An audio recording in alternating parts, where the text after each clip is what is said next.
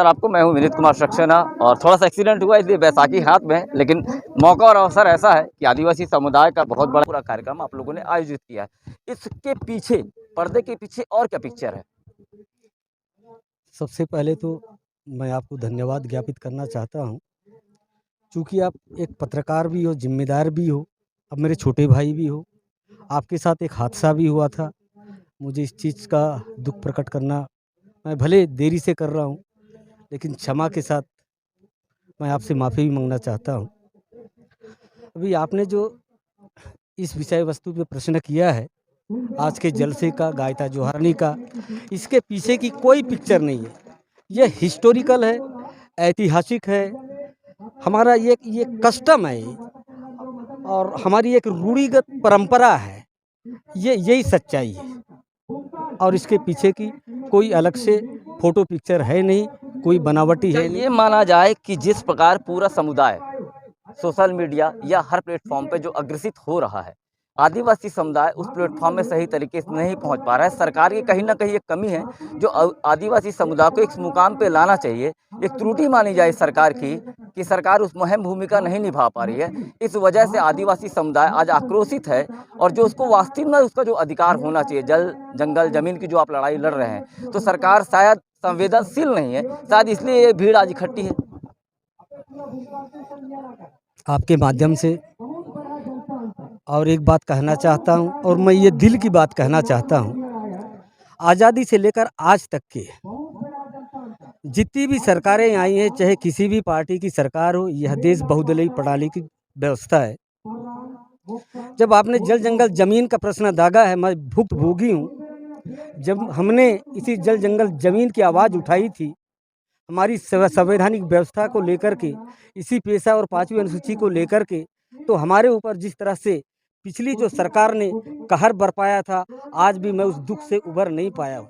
लेकिन हम आज जो आने वाला जो जनरेशन है और आज की जो युवा पीढ़ी है हमारे सामने, जो सतत प्रयासरत है कि हम हमारी जो व्यवस्था है और हमारा जो जल जंगल ज़मीन है, इसको हम कैसे संवर्धन करें और कैसे कंजर्वेट करें, इस चीज़ पर बिल्कुल तार्किक सत्यता के साथ बिल्कुल तत्पर है। ये मैं आपके माध्यम से बताना चाहता हूँ। चलिए, और बहुत सारी बातें होती रहेंगी। मुख्यतः मैं जाना चाहूँगा समाज प्रमुख के पास, क्योंकि जलसा और जो समारोह यहाँ पे है वो गायता जोहारनी का है। बाकी विषयों पे पंक्तिबद्ध बात होगी, राजनीति होती रहती है और बहुत सारी पंक्तियाँ और बहुत सारे ऐसे विषय हैं हमारे पास। लेकिन प्रमुख विषय इस वक्त जहाँ मौजूद हैं, उसको समझने का बहुत हमारा अहम भूमिका है कि आज जो कार्यक्रम है, इसके पीछे आदिवासी संस्कृति की मुख्य क्या कारण है, कैसा रहता है ये आदिवासी संस्कृति का? सबसे मेन तो मैं इस चैनल को अपने इस समुदाय और समाज की ओर से मैं बधाई और सेवा जोहार करना चाहता हूँ।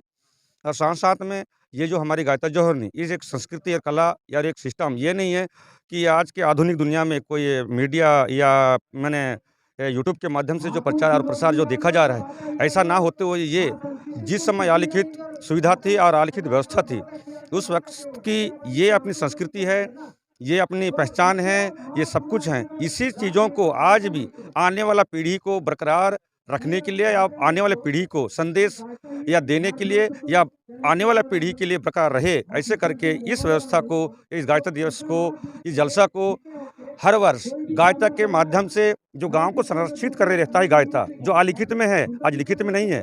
तो आज जो अलिखित में है उसी को आज हम तमाम भूमकाल, ये सब प्रगण भूमकाल या नार की भूमकाल, ये सब मिल करके गायता दादा को जो सेवा जोहार करते हैं वो और उसको जो सम्मान करते हैं कि वो अपने गांव को बसाने में उसका बहुत ही भागीदारी रहता है, उम्मीद उम्मीद करके वो बसाया रहता है। और वो हर दुख सुख में, चाहे बीमारी हो, चाहे स्वास्थ्य के प्रति हो या साथ साथ में भूख की प्रति हो, वो समन्वय करके अपने गांव में बना के रख के चलता है। तो उसे आज सम्मान, वो तो हर वक्त सम्मान देता है 365 दिन, तो उसको एक दिन उसे गायता जोहारनी के रूप में उसे सम्मान करते हैं और सम्मान देते हैं। ये परंपरा। चूँकि आप समाज के प्रमुख हैं, मेरा एक सवाल अभी भी धर्मांतरण के लिए हुआ। मेरा पूरे बार पुनः आपको सवाल है, आदिवासी समुदाय के कुछ लोग, क्या माना जाए कि कुछ लालच ऐसा कुछ होगा जो धर्मांतरण परिवर्तन कर रहे हैं? समुदाय में ऐसी कोई पकड़ क्यों नहीं कि लोग धर्मांतरण कर क्यों रहे हैं? और इस प्रकार के विषय बार-बार निकल के आते क्यों नहीं? क्योंकि आप भी आक्रोशित हैं, लेकिन जो परिवर्तन हो रहा है आखिर वो क्यों हो रहा है आदिवासी समुदाय में? तो सबसे तो मैं ये कहूँ कि आज अपने समुदाय समुदाय से जो कन्वर्ट हो रहे हैं, ये एक धर्मनिरपेक्ष देश करके यहाँ पे हमारे जो भाइयों को अलिखित व्यवस्था है, आज हमारे अलिखित व्यवस्था है, यो आज धर्मपुरी व्यवस्था है।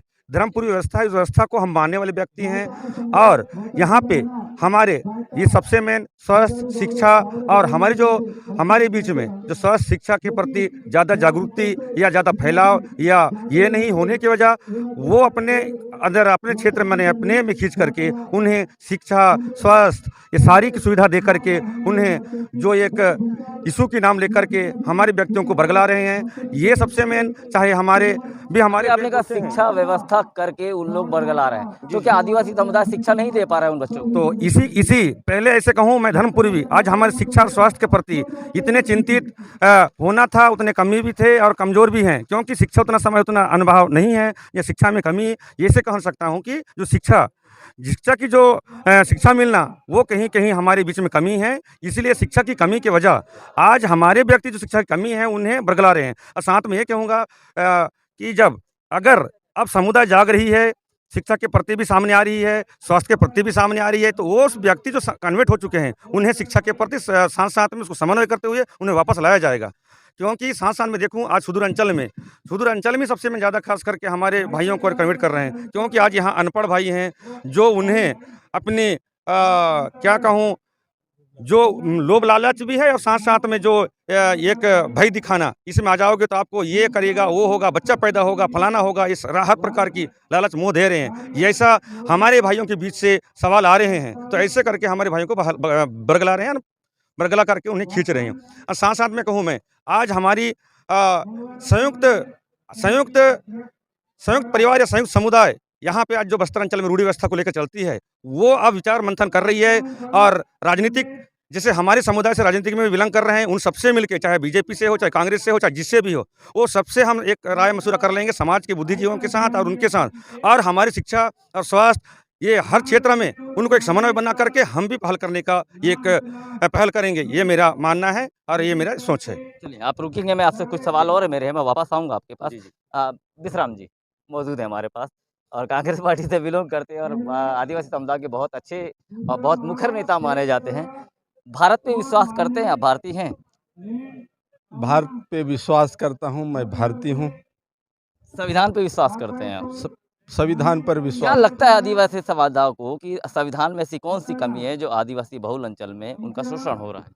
देश के आज़ादी के बाद हमारे देश के जितने भी वर्ग के लोगों में संविधान में बनाया गया है, संविधान में प्रदत्त है। आज गायता जोहारनी के अवसर पर ही नहीं, आदिवासी समाज हमेशा से संविधान में प्रदत्त प्रावधानों को अपने लिए लागू होकर मांग कर रहा है। और आदिवासी संस्कृति प्राचीन संस्कृति है।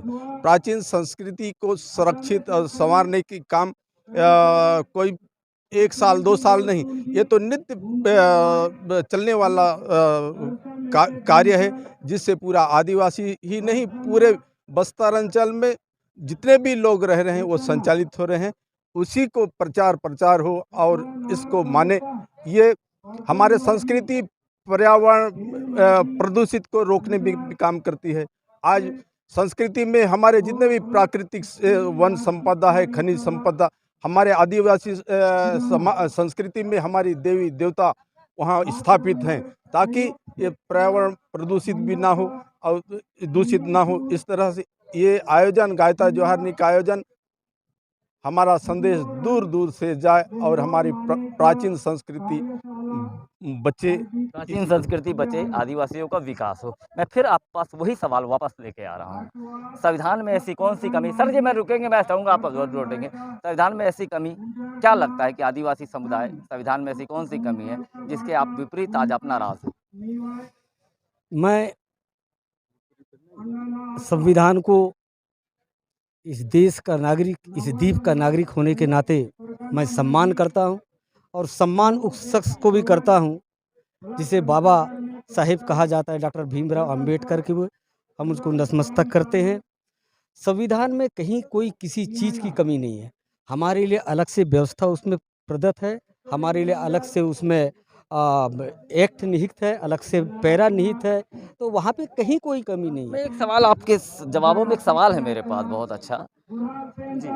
आखिर सारे जनप्रतिनिधियों के मुखर अगर आप नेता देखेंगे तो सारे आदिवासी नेता, फिर ये जो बातें निकल के आती विकास की तस्वीर नहीं बदलती। कहीं लगता नहीं है कि जो जनप्रतिनिधि आपके हैं वो त्रुटिवश है, जो आदिवासी समुदाय के प्रति उनकी जो सिंपैथी होनी चाहिए या आदिवासी को विकास की उनकी जो सोच होनी चाहिए वो सोच तब्दील नहीं होती। यही वो कारण है कि आज आदिवासी समुदाय अपने विकास से कोसों दूर है। हम शिक्षा की बात करें, ऐसे बहुत सारे मुद्दे मेरे पास मौजूद हैं।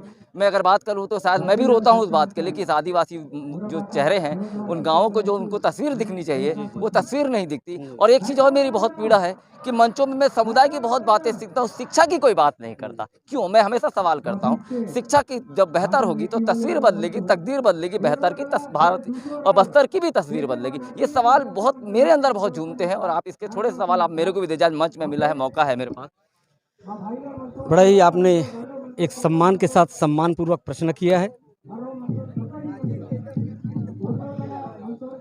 और मैं इस प्रश्न का बड़ा सम्मान के साथ आदरपूर्वक जवाब देना चाहता हूं।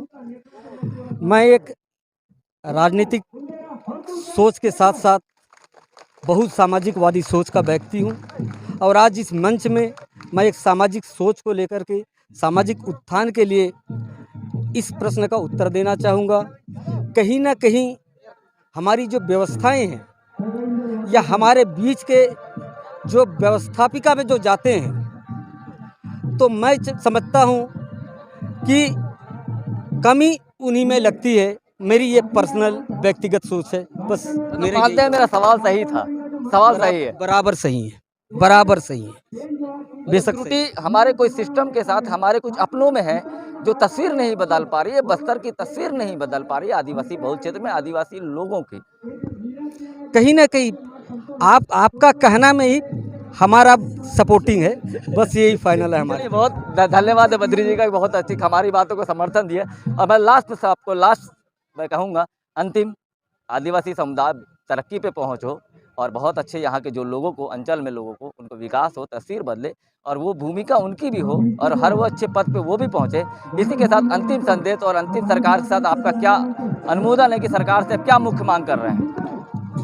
मैं इस अवसर पर सरकार से मांग कर शिक्षा के बिना तो विकास संभव नहीं। शिक्षा के लिए अच्छा से अच्छा सरकार करे और हमारी जो संविधान में प्रदत्त जो व्यवस्था है उसको तत्परता से लागू करे। उस संविधान में शिक्षा, स्वास्थ्य, पेयजल, आवागमन, पर्यावरण सब निहित हैं और हमें पूर्ण अधिकार मिलना चाहिए। यही सरकार से मेरा मांग है।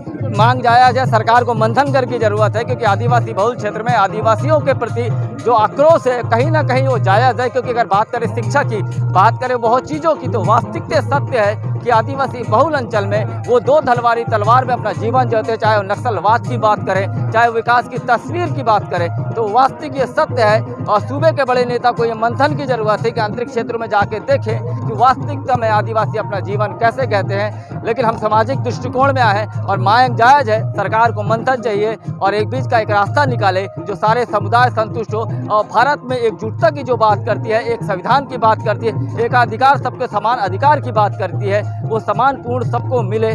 कैमरा पर्सन विनोद के साथ विनीत सक्सेना, हिंद 24/7। धन्यवाद, नमस्कार। अगले वीडियो में फिर मैं एक बार मुलाकात होगा, फिर एक हम विषय में आपके साथ समक्ष होंगे और हर बिंदु में बात करने का एक प्रयास करेंगे। तब तक के लिए जय हिंद, जय भारत, जय छत्तीसगढ़।